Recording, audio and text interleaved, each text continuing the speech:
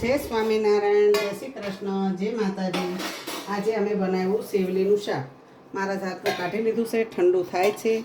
આવું કળીનું શાક, આમ કળીનું શાક કહેવાય, સેવલીનું કહેવાય. છાશમાં વઘાર નાખવાની, બહુ મસ્ત લાગે.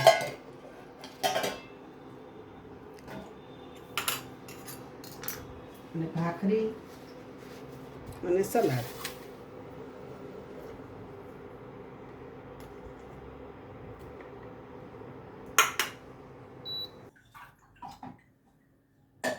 જમોને થાળ જીવન જવારી રે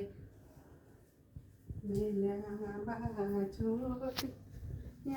ડાળી રે જમોને થાળ જીવન. મહારાજ જમજો બાપ, દે આવશો તમે.